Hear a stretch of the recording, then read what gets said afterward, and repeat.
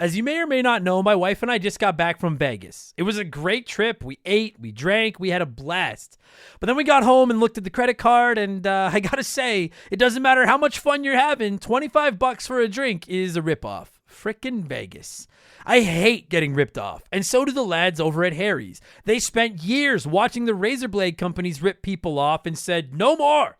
Not all heroes wear capes, my friends, and they want to prove that they're legit by offering you hot dogs a $13 trial set for just $3 at harrys.com/RTG. I've been telling you about them for months, and I'm genuinely proud to have Harry's as a sponsor of this show. I wasn't kidding. The plastic, futuristic-looking crap razors you get at the store are overpriced and they're poor quality. Harry's blades are crisp, clean, and classy. They're the kind of razor you'd expect your grandpa to have on his bathroom counter. And most importantly, they work. Shave after shave, they're so smooth, they're precise. I used to go through the crappy store blades all the time, but Harry's are built to last. And they're not just better quality than the other names, they're more affordable. And they deliver. Just set your schedule, and for as little as $2, new blades, shaving creams, lotions, everything you need, right to your door when you need it. I genuinely cannot think of a reason not to try Harry's. And I'm not just saying this because they're sponsors. They're the best shaving supplies I've ever used. Try them out, and if you're not happy, your shave's on them. And unlike the other subscriptions, they're really easy to cancel if you want to too, which is a nice bonus, but believe me, you're not going to want to cancel. Getting ripped off isn't funny. Switch to Harry's. Get started with a $13 trial set for just $3 at harrys.com/RTG. That's harrys.com/RTG for a $3 trial set. Remember the Game is brought to you by my website, abcomedy.net. As you may or may not know, I'm a comedian by night. And as much as I love talking about old video games, telling jokes is how I actually pay my bills. So please check out my website. In addition to old episodes of this podcast, you'll find my blog, videos of my stand-up, all of my upcoming shows, and my contact information. If you need a comedian for your next fundraiser, corporate event, house party, whatever you got going on, hit me up. Again, it's abcomedy.net. And if you're enjoying the podcast, please subscribe to it. Please leave us a good review. And most importantly, please tell a friend. I'd really appreciate it. There'll be a new episode every single Wednesday. Thank you guys so much for the support. I hope you enjoy the show.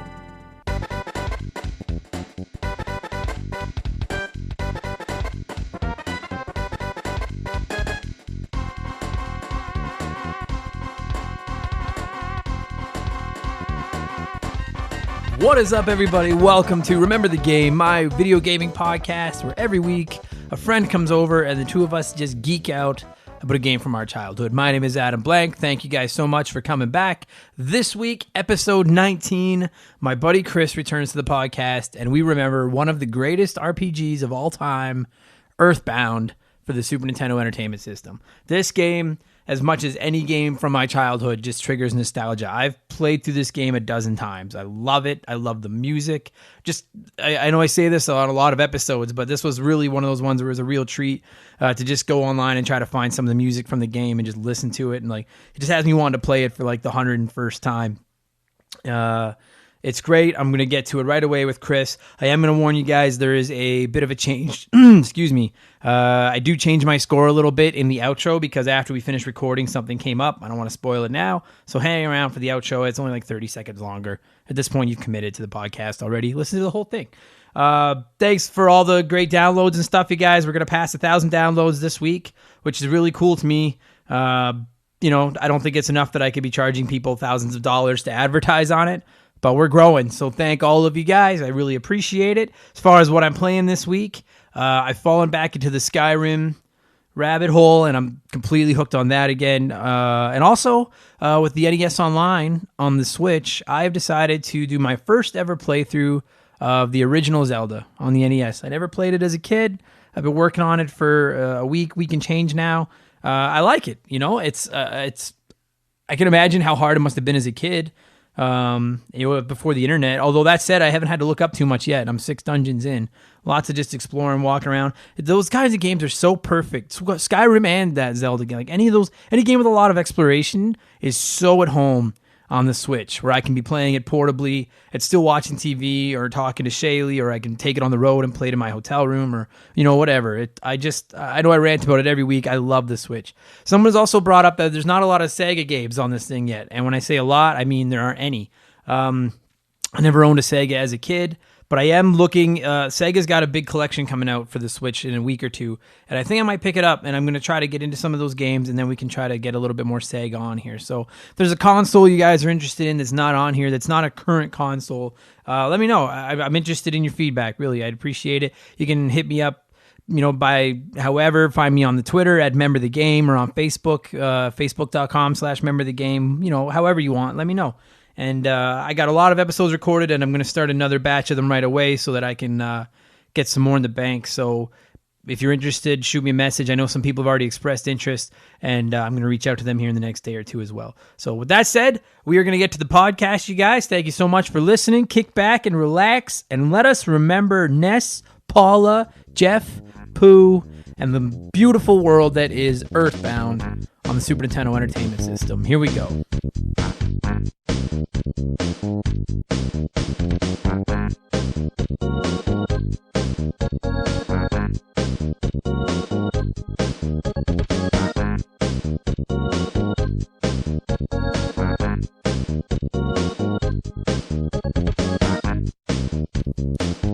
Okay, so this game is one of the games that I've been most excited to talk about since I came up with this whole stupid idea for this stupid podcast.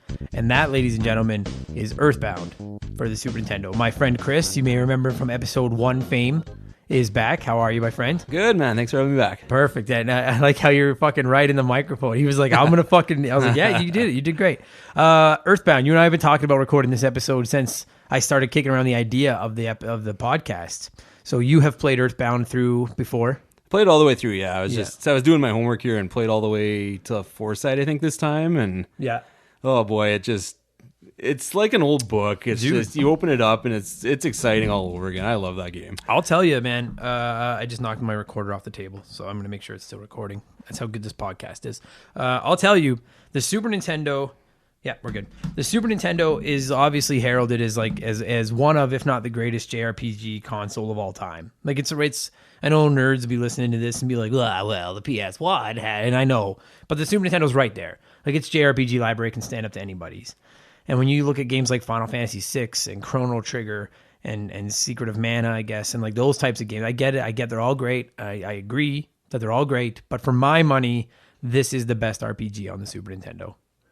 Yeah, it just takes them all and it throws it right on its head. Like, it's nothing like the other ones. It's completely different.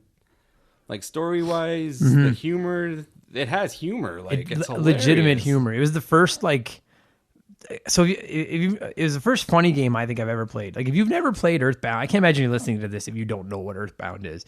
But it's basically a JRPG, but it's not like a classic Final Fantasy Chrono Trigger back in like the fucking 1500s with swords and magic type game. It's you're a kid. You're just a regular kid in basically I don't remember I think the game is set in 19XX. 19XX, yeah. So it's basically you're in the 90s as this kid, and he has psychedelic powers, and it's magic. And then you meet up with 3 other kids, and 2 of them have magic, and 1 doesn't. And we will get into that in a second. And it's like a modern RPG. They use baseball bats and frying pans and bubble gum and yo-yos and baseball caps for armor. And it's completely different than any other. That alone. We'll get into the mechanics and things like that, and the differences. But the core concept of the game itself, compared to 90% of the RPGs out there, I'd never played anything like this before. Where it was like you're just a normal kid, Yeah, and there's no castles, there's no shrines, there's no nothing that you'd expect. Like, you go to towns and you buy your food at the restaurants, you go to malls to upgrade your equipment, you can fight it out at arcades, you fight it out in Foursquare, you fight it like a Bewitched Mall, I think it is even. Yeah, I love it. Like, instead of getting like potions and stuff to heal and do that kind of things, you use hamburgers. Yeah. And then you can put condiments on your hamburger, Like you could put ketchup, you could get a packet of ketchup, which may restore like 6 HP on its own, and a hamburger may restore like 30 HP on its own. But you could put ketchup on the hamburger and restore like 100 HP. And that's the type of, like you said, you go to shopping malls and toy stores to buy your weapons, and you, instead of getting gold and gold pieces, your dad deposits money into your bank account for every bad guy you kill, and then to get access to your money, you have to go to somewhere where there's an ATM and withdraw cash. Like it's so cool. Like, I mean, like your parents, you phone them up, you phone your dad to save the game, he saves the game for you. You phone your mom and she'll just, like, she spouts out random lines like, "Oh honey, I'm glad you're doing so well. I'm watching a soap opera and it's getting steamy. Bye, click." Like, yeah. It's just, it goes on like that. And you can get homesick. Yeah, and then you have to call your mom to make her, or to make you make your main character Ness feel better. Like even a lot of you can buff your character in that game, like Adam said, with the items and stuff like that. Even the things that like debuff your character, where like the enemy will do something and you catch a cold, or you like they do something and you get teary eyed. Yeah, you start crying. You can fight. You can like fight a giant pile of puke, and then the giant pile of puke burps. And the burp burns your eyes and you start crying, and now your accuracy's gone down. Mushroom puts a mushroom in your head and you feel funny, and then it actually buggers up how you move your character around. That's a cool little touch. But then to get it off, you go into town and some random person's like, "Hey, you have a mushroom on your head. I'll give you $50 for it." Yeah, you get $50 for your wallet. And you basically you heal your confusion and make $50. It's, I don't know. And I said right off the hop with this podcast, I didn't want this to be one where we do a bunch of homework and research and find the history of the games. There's enough of those kind of podcasts out there. I want this to just be two nerds reminiscing. But how exactly they came up with all the because I know this is technically the second game of the series. There is one on the NES and the Famicom that I've only played about an hour of. Have you ever played it? It's the original I Mother? haven't played it, but just looking at it, I think it's pretty aged now. Like, I don't think I could go back and have the patience to. I think I heard it's the same kind of idea, same kind of style and all that. I'd love to know where they came up with this, because in a world where, like, I mean, anyone that's listening to this that played the Super Nintendo and liked RPGs, like they I mean, not all of them sold like hotcakes, but I think especially back in the 90s, it was a pretty niche market. But RPG, like I mean, you were sitting there looking at like Square making Final Fantasy 4 and 6 and Chrono Trigger, and you're watching Nintendo and Square make Super Mario RPG and Secret of Mana and all these games, and you're like, well, they've got the RPG formula down. And then here came this guy and this company that were like, oh, we're going to make it totally different. We're just going to make it modern. And I love the graphics style of this game compared to a lot of the other, like, I mean, and I think, and I'm totally biased. I'm a Super Nintendo nerd. And I feel like the graphics for the most part on the Super Nintendo has stood the test of time. Like that pixel style. Well, especially with Earthbound, like all the people in the town, like they just look ridiculous. Like you'll see a woman with like two eyes on top of her head and like a huge like gummy smile. Like, they look like something you drew when you were like 5. Yeah, and I think that adds a lot to the game. Like it's so memorable looking. It's like it's almost like playing a cartoon. Yeah. You know, it's very cartoonish, which I love. So it's got a lot of modern mechanics, which is great. A lot of modern themes and great gameplay. The characters. One of the things I like the most about this game is that you have 4 characters, and that is it. You know, I mean, like when you play, spoilers, I guess, I can't imagine anyone hasn't played it. You play Final Fantasy 4, and you have 5 people in your team at any given time at most, but you're constantly switching out characters, getting characters, losing characters. Final Fantasy 6, what do you have in that game? Like, a dozen, 15? More than at least 12. I think. And you build teams out of them, right? In Earthbound, you have 4. And I love that because it's the same 4 for the whole, like once I know Pooh leaves the group for a little while. I'll make sure to put a warning in the intro that there's spoilers like crazy, so we can say whatever we want. Oh, yeah. It's 4 characters, and it's easy to manage. It's easy to get attached to each of the 4. They're 4 good characters. They are 4 good characters. You understand the role each of the 4 of them play, which is great. First and foremost, there is Ness. Do you always name him Ness? I usually stick with the main name. Yeah, me too. And I love it. I love that he's got the baseball cap and the backpack and these where he's pretty much you as a video game character. Yeah, yeah, except cooler. And he's just like a normal kid who like they realize like from the beginning he's got psychic powers. That's awesome. Like he doesn't need a huge backstory. He's just this regular kid, you know. And then when how do you pronounce it? Do you say Gygas? That's how I say it. it. Gygus, yeah. Gygus. It could be Gygus. Yeah. We're going with Gygus for the rest of this podcast. They find out that Gygus is coming to destroy the world, and he's been like traveling through time, and he wants to destroy the world. And then this ancient being, Buzz, the bee, comes back and basically explains it all to Ness, and is like, "You got to go and stop this guy. Like, you're the guy. You got to do it."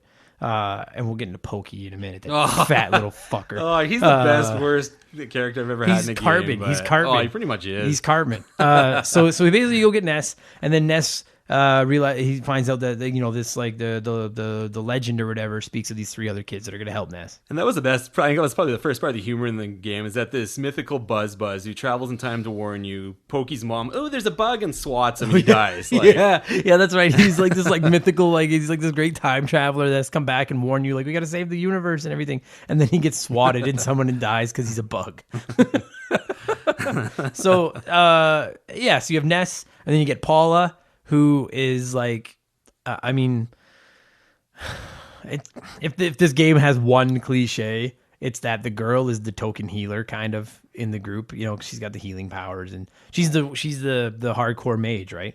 Like the frying pan does some damage and stuff. Yeah. I love that her weapon is a frying pan. Yeah. Although I guess it's a little bit misogynistic in this day and age. But I think it's hilarious. So Paul is really rad. And then the character that I think has the most depth, as much as I think he's a dud, is Jeff. And that was the neatest part of him, is that, like, you don't meet him. She reaches out to him psychically, Paula, when her and Ness are trapped. So which is cool. You actually wake up as Jeff in a different part of the whole universe, and you have to make your way to rescue them. And then Jeff has no magic. He repairs broken stuff. He can fix things, right? And I really enjoy that mechanic. That as the game goes, I guess he's not like a blue mage, but he's like, I guess he's the kind of the closest thing to it, because he's kind of unique compared to the other ones. He was the one I would always just kind of A through for attack. Like, I mean, you could always do the spy thing to see what the weak points were, but other than that, and I guess like he'd shoot his bottle rockets that he made and stuff like that. That was my big thing with him, because as his IQ went up in the game, he could fix more things. But a majority of the things he would fix, maybe they were great, but I never used them. Stuff like the defense spray and the rust promoter or whatever, like all those types of things. But what I found handy with Jeff is, like, dude, near the end of the game, like when I'm going to fight Gygus and stuff, I'll load him up with the multi-bottle rockets. Like I'll go by the Deep Darkness. And I'll go visit the arms dealer there and stock him up on rockets, because he's the only one that can shoot those bombs. And those are some of the most powerful attacks in the game, those bombs. And then suddenly Jeff goes from like somebody you're just using to absorb damage to like your absolute tank, because he can just so he's cool. And then finally there is Pooh. which is the greatest. We didn't name him. The greatest named video game character of all time. And like I don't have the same attachment to Pooh that I have to the other 3, because you don't really have him that long. He shows up pretty late in the game, and then he leaves. Yeah, and then he comes back, and when he comes back, he's got, is it Sandstorm? Yeah, or Starstorm? No, it's Sandstorm. I haven't played it in a while, but he's got like probably the most powerful spell in the game, or like one of anyway. But I always looked at him and Ness because they were on the two ends of the line, right? Ness was the leader. Pooh was like the number 4, basically. He's the last guy you get. But they're the 2 guys that can do the most damage physically. Yeah. They both have really strong offensive magic. They can both do some healing. Could Paula heal? Now that I say that Paula was the healer? No, I think she was more offensive spells. She could buff your characters up too, I think. She had like the black magic. Ooh, maybe I'm just a sexist. Ness did some healing, I think. It was Ness and Pooh. Yeah. Pooh. But yeah, so he's like he's like a karate warrior, basically. And that's I really adore that about this game. I don't have, like, when you play one of the other ones like Final Fantasy 4 or 6 example, they're the 2 I'm going to draw the most attention to. You don't gain a huge attachment to most of the characters because there's so many. And some of them were just duds too. Like, some of them are duds. duds. 6, like the Sasquatch and all those. Oh fuck! And in 4, fucking Edward. Or Edgar. The harp guy. Yeah, the fucking crappy harp guy. The spoony bard. Yeah. This show is sponsored by BetterHelp. Everyone that listens to this podcast knows about our illustrious CEO, my dog Molly. But the other silent partner behind the scenes is my wife. And let me tell you, my friends, a 17-year relationship with another person that has to talk to and live with you is a lot harder to maintain than one with a dog. We've had our ups and downs, and as you all know, a relationship isn't all sunshine and rainbows. They can be a lot of work. You get out what you put in when it comes to relationships, and talking to a therapist can be a fantastic way to put in some work. They can help you work through your issues, learn to communicate better, and even just provide you with an ear to bend when you need it. I've talked to my therapist about my relationships, especially when it came to my stand-up comedy career and how much I was away from home, and they helped me work on ways to keep my relationship strong even when I was out on the road. It turned out our relationship was actually better when I was out on the road, but that's a story for another day. And I know, right? Therapy. Who has the time these days? BetterHelp hears you, and they're making it easy. Fill out a quick form online, and they'll match you up with a therapist that suits your needs and that'll work around your schedule. You pick the meet times, and you can get your therapy fix from anywhere, over video, phone, or just chat. Become your own soulmate, whether you're looking for one or not. Visit BetterHelp.com/rememberthegame today to get 10% off your first month. That's BetterHelp, HELP.com/rememberthegame. But in Earthbound, it's 4 characters, and they're 4 kids. Like, it's hard to not. You're like, it's 4 kids. Then, like, what I love about it, Pooh lesser so, because in Pooh's home country, or whatever you want to call it, he's like a prince, and people are like, you're a prince, you have to go save the world. But with Ness, Paula, and Jeff, like, their family misses them. Like, when you go back to their towns or back to their homes, their family talks to them, and they're like, oh, you're... Except for Jeff's fat dad. Oh yeah, Jeff's dad's kind of a doctor. He's Fatso. more or less, or yeah, he has Jeff like in this group, like not a group home, but I guess a boarding school. Oh yeah, that's right. And then when you first leave, you like get to his research station off the hop, and he's like, "Oh, hi, nice to see you. Maybe we'll see you in 10 years again." Yeah. Like, you're just a son of a bitch. Kind of a yeah. Well, you gave up your kid for adoption so you could work on your stupid spaceship that doesn't work. And he still doesn't want to see him even after. Yeah, you fat turd. Oh man. So that's, I don't know. I mean, I love the graphics style of this game, and I fucking really like the art style, or the art style and graphic style is the same thing. The characters, I love the 4 characters. Yeah. And then, and I love that you can get Ness's dog on your team for a little while, just because I love dogs. and then you get to one of the best/worst villains in the history of video games, Pokey. Pokey the fat. He's Cartman. He's a PG Cartman. So for anyone that doesn't, again, I don't have to explain all this, but Pokey is the fat prick that lives next door to Ness. And he originally goes with Ness to the meteor where they meet Buzz. Because right? it's his little brother that's missing. And that's right, yeah. Pokey's picky chicken shit to go find him. That's right, yeah. So he shows up at your door. He makes fun of Ness's mom. He's so Cartman. Right off the hop. Yeah, he does, yeah. Nice bathrobe, and then he laughs at her. Yeah, it's like Snicker or something. And then he basically begs you to come help him. And then when the best is like, so that beginning of the game where you're Ness, Pokey, and your dog, whatever you want to name your dog, and then you recruit Picky after you go save him, and you're coming home.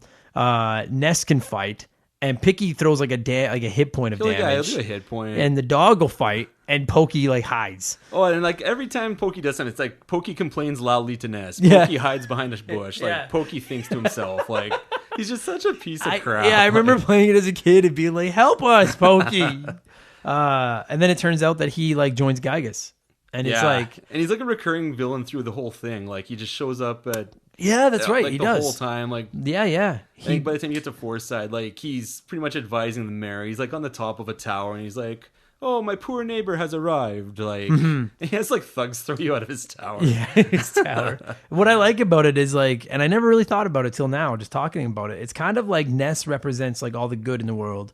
He's like a good kid who wants to go save the world and help everybody. And Pokey is like the evil in the world. And he saw the power that Gygus could give him, and he joined Gygus and became evil. And I guess at the end of the day, what the game teaches us is that skinny people are good and fat people are bad. It's basically what it's trying to say with Pokey. Because even at the very end of the game, you go through the credits and all this, and the last line of the game is Pokey sends you a note saying, "Come at me, loser," and like that's how it ends. So because there's a sequel to this. Which I know is, I'm sorry to bring it up. I know it's kind of a sore spot with you.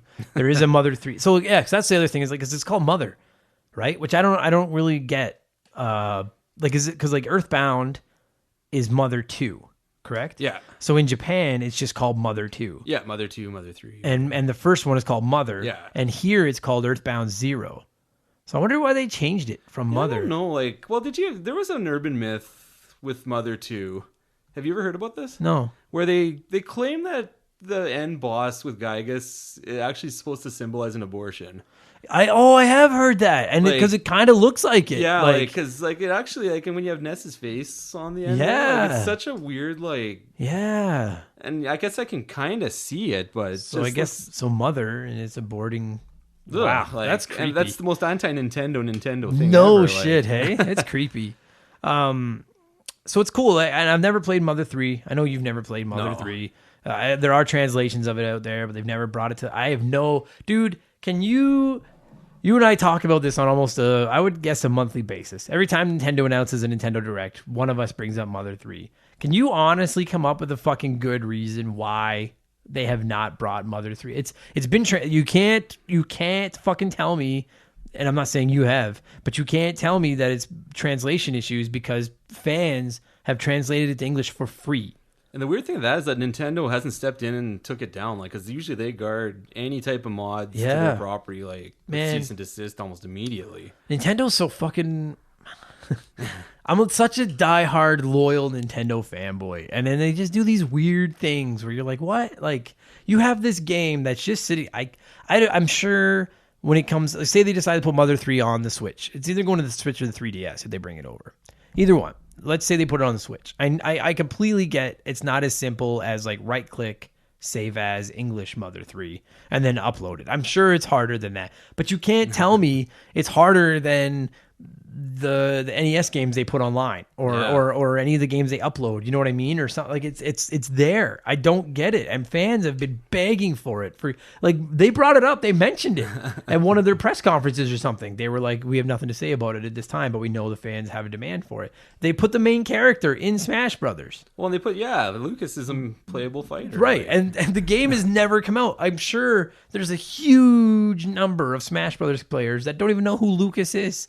You know, I don't get it. We all want this fucking game. And it took forever even just to get Earthbound on the Wii or on the Wii U. It was almost at the end of the Wii life. I think they finally put the old SNES game on the Virtual Console, and now it's available on 3DS, the Wii, the Wii U. It's on everything. Super Nintendo Classic. It's everywhere now, which is a good thing because if you want to buy a physical copy of it, it's I sold my physical copy a little while ago. Cheap. Dude, it's one of the most expensive Super Nintendo. But so I'll ask you, this is something I wanted to ask you right off the top. Did you play it as a kid? No. I never had a SNES. That's what I thought growing up and all that. So when did you play it? Just once I had an emulator, usually, and I think it was in university. Okay. That's when I first played through it. And is that just because you had heard about it? Because everyone talks about it. Oh, yeah. It was... I always remembered it because if you remember the fan service with that, it was the big box at the GameStop. Yeah, man. It came with that massive guide and all that stuff. And I remember getting it for Christmas, and it was in such a giant box because it came with that. I'd never seen a game come with a player's guide like that. Yeah, and that player's guide, if you've never looked at it, I don't know if you've ever looked at it or not, but it wasn't cheap. It was a good quality player's guide. Bright colors. It was fucking great. Book. Yeah, it was really great.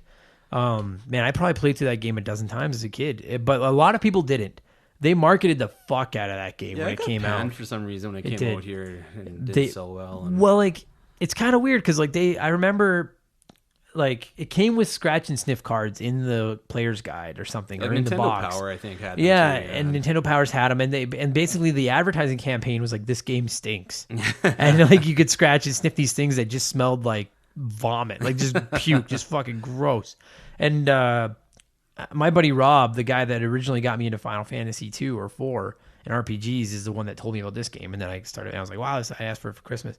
But a lot of people never played it, and it's crazy to me that it was so overlooked. The thing with Earthbound, though, is I think if you're a kid of a young age, though, I think you would have some trouble with parts of it because there's some stuff that you kind of have to read between the lines a little bit to have certain items at certain points, and stuff like that. So, but that's why the player's guide was there. Because most kids didn't play those games anyway. I mean, really either. But I don't remember how old I was when I got that game, but I got it in Calgary, and I moved away from Calgary when I was 12. So I finished it before I was 12. And I had the player's guide, and that's what helped me. Yeah. Because, there are parts, like the part where you have to go and get the diamond. Like, you saved the Runaway 5 like a dozen times.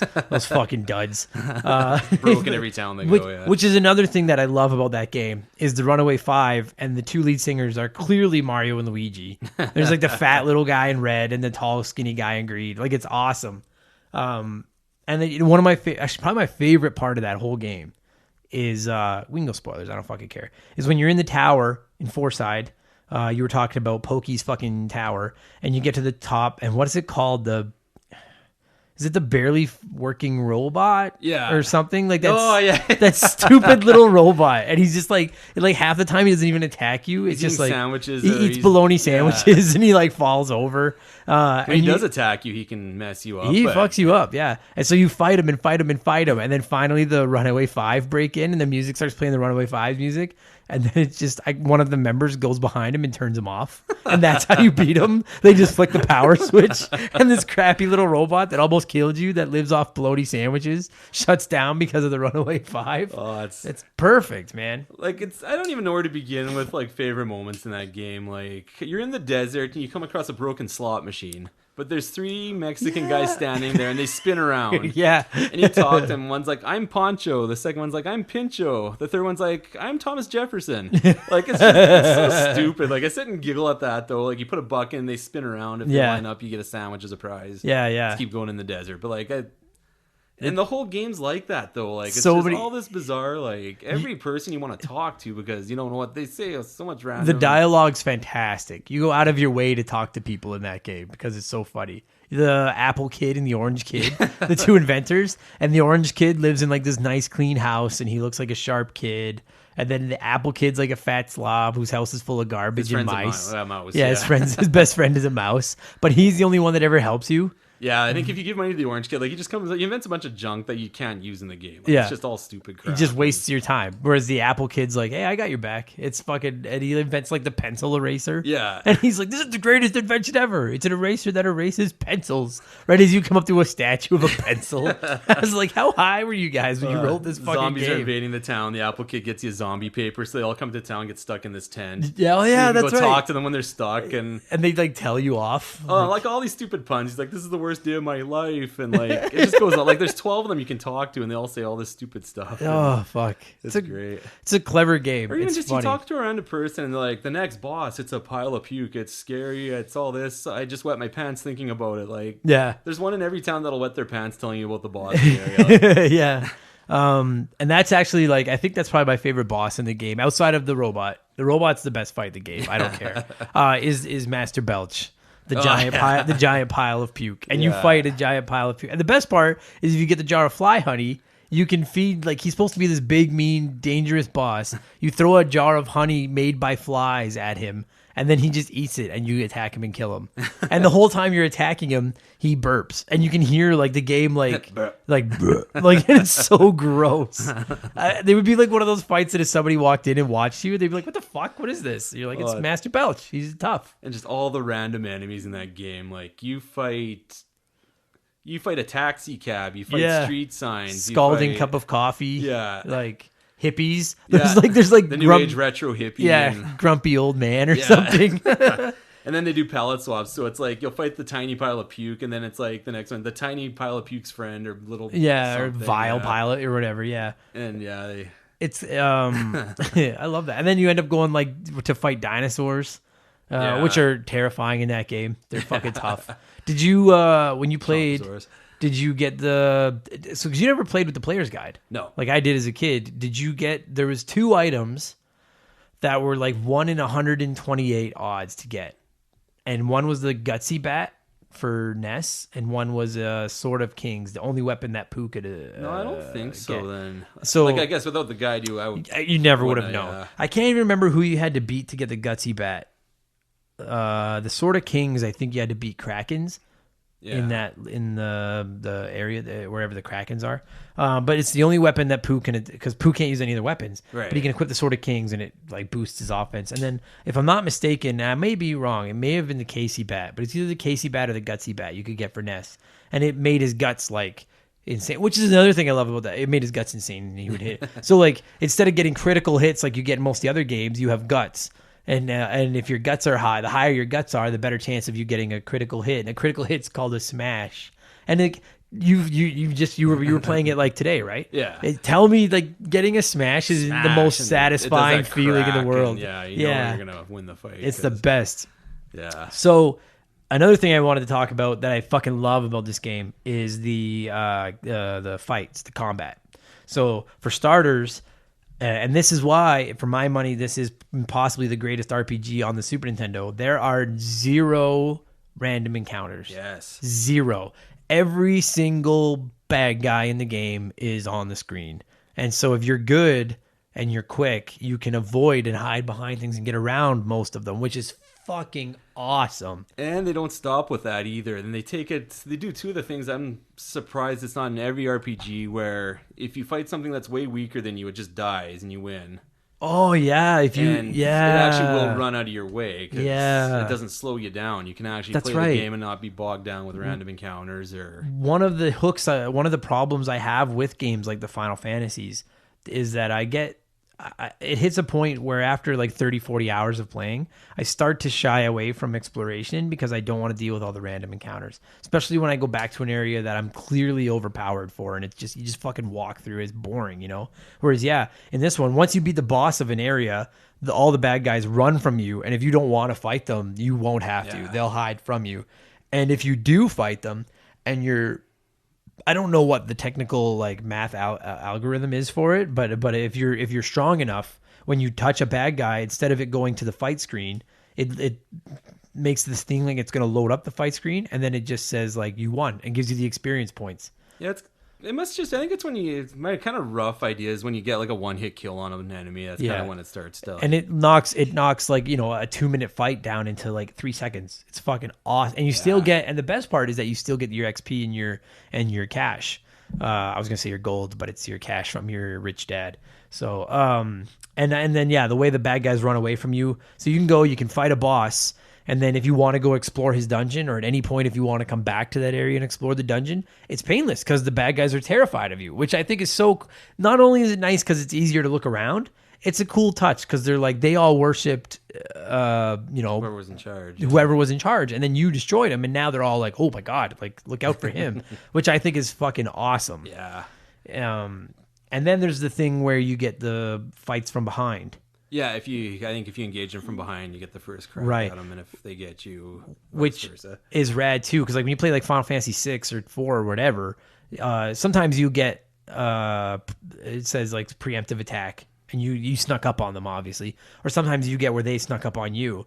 But in this one, it's like that too. But I love the way that it's like it all comes down to how you approach. If you're good, you can approach a bad guy from behind, and then the screen will flash green instead of black, and then you get the opening attack. And if they sneak up on you, and you know what, as frustrating as it is when it happens to you when you're playing, I love the idea that you realize you're overpowered, or you're weak. You need to rest, or you need to heal, or something. You try to run away, and they get you from behind, and it sounds like poo. They get you from behind, and then the screen flashes red, and then they get that first attack, and you're just like, fuck. And that's tense too, because there's times where you're just about a town, and you can finally go heal up, and you're fighting for your life just to get out of it. And then another cool thing about it is when you do fight, the way they do the the rolling HP. Yeah, that's one thing I like it in theory, where you can actually you can see it ticking down, you have a chance to save, but I find I get flustered trying to pull a spell up or an item and do it fast enough, and you can. I prefer it to the alternative where they hit you with a spell and you're dead. Like your HP goes from like 900 to 0 and you're dead. But you're right, it can be like, dude, because it really makes it tense. Like, which I guess maybe is the point of it too. I just when you're fighting like 2 or 3 bad guys and it's an intense fight, and then they hit one of them and kill them, and then it makes that like, and then you can see their HP in those 3 rollers like rolling down to 0, and you're like, it's almost like a clock, like telling you like 5, 4, 3, and the screen and the font goes to a different color too, to really put the emphasis on it. And then you're like, fuck. And you're trying to rush through to somebody that can heal or because if you can heal them, they stay alive or end the fight. If you can finish it off before they die.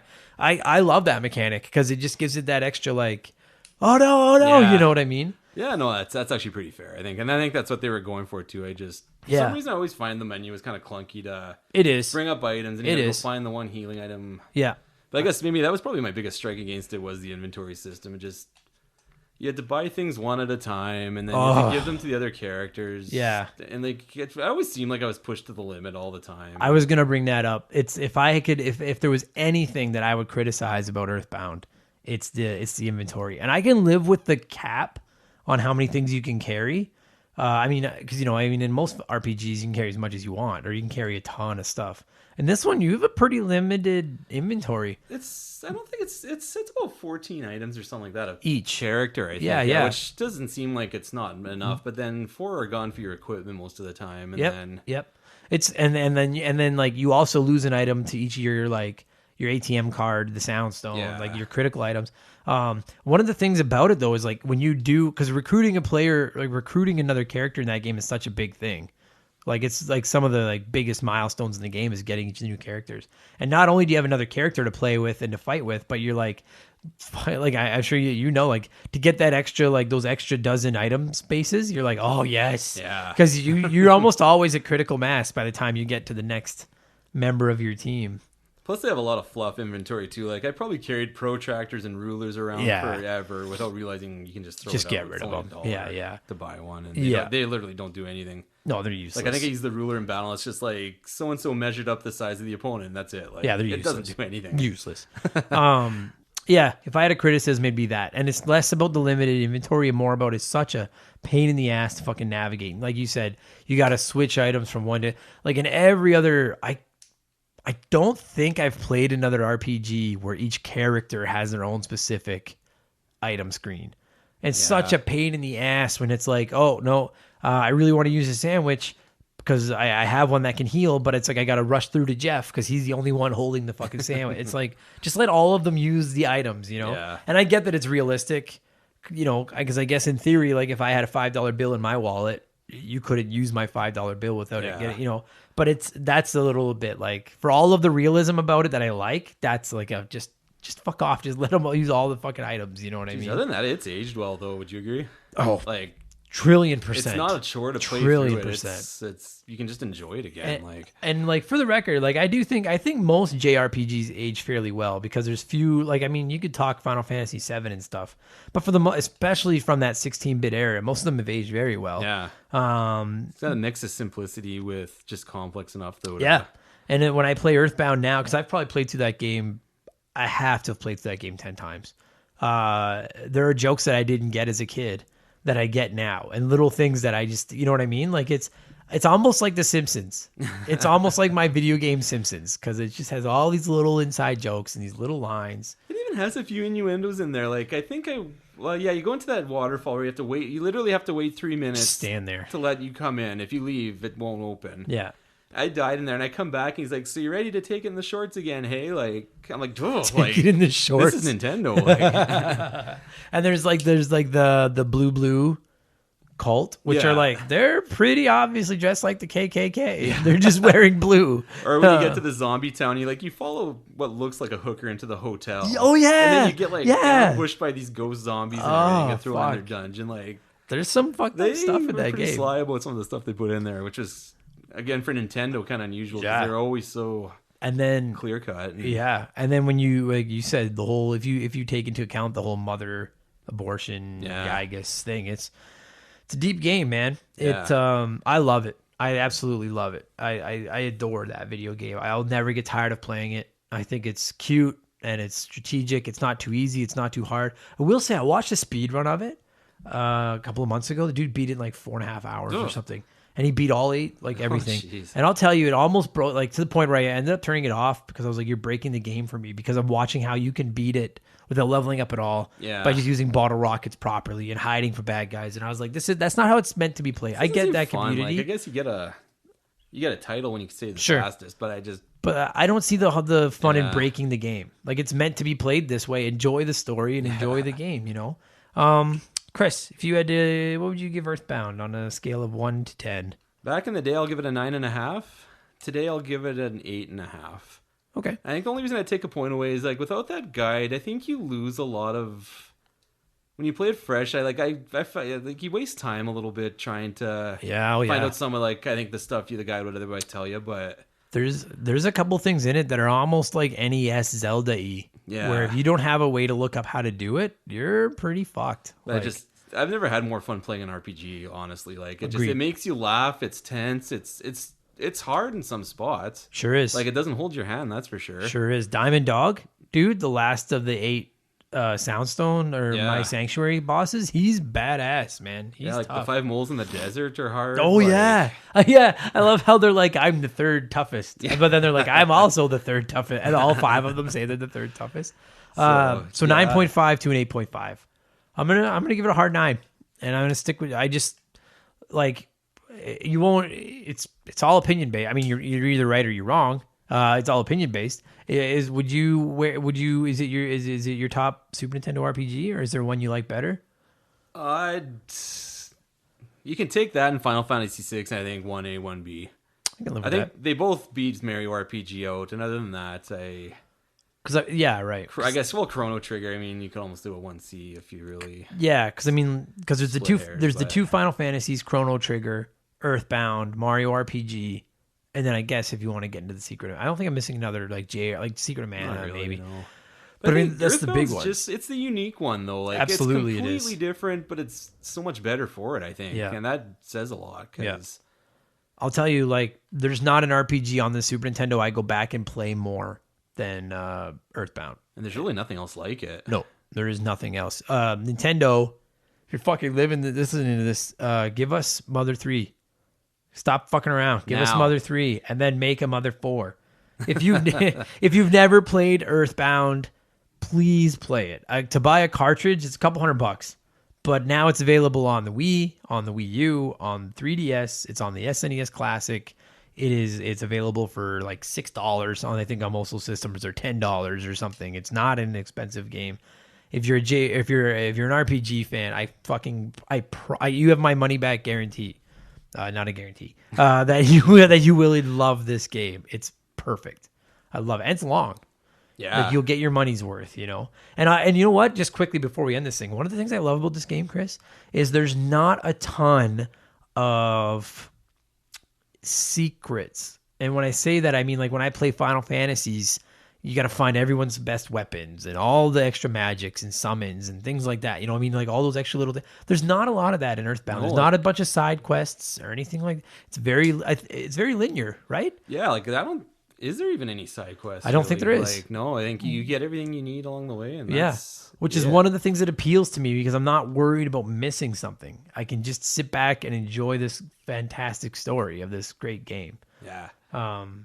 It's perfect. By the time this comes out, I'll have made a decision, but I'm worried about what music to put in, like, for parts of it. Because, like, I know off the top I'm going to play the, like, da, da, da, da, da, da, da. Yeah. But then I'm like, what do I put into, like, in between the intro and outro? I was like, there's some great music. It actually in this was game. a really good soundtrack. That's right. Like just nice mellow stuff when you go into town. Like, yeah. Oh yeah. You know what? No, dude. I'm sorry. I know we're gonna end this thing right away. I forgot that part of the reason it didn't get released earlier on the Virtual Console was because they were having problems with some of the music.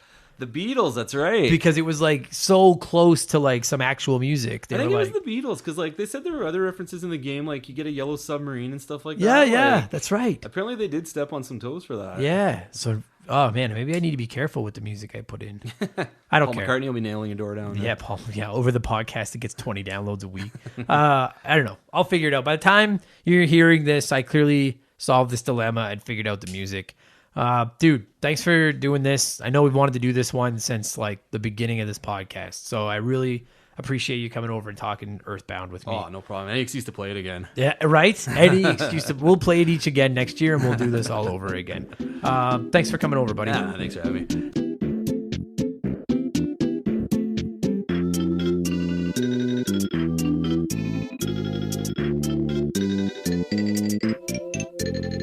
That's going to do it for another episode of Remember the Game, everybody. Thank you so much for listening. Chris, thank you for coming over, as always. I mentioned off the top that there was going to be a slight alteration to my final score of this game.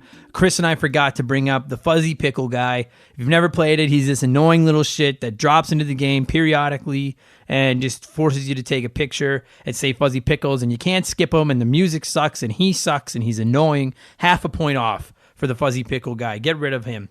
Put him in Smash so we could fucking beat his head in.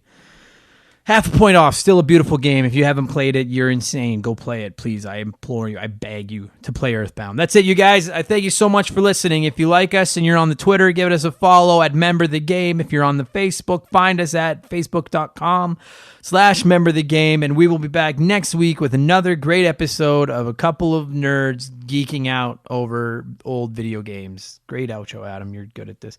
Thank you so much for listening, guys. I'll talk to you again in 7 days. Have a great week. Cheers.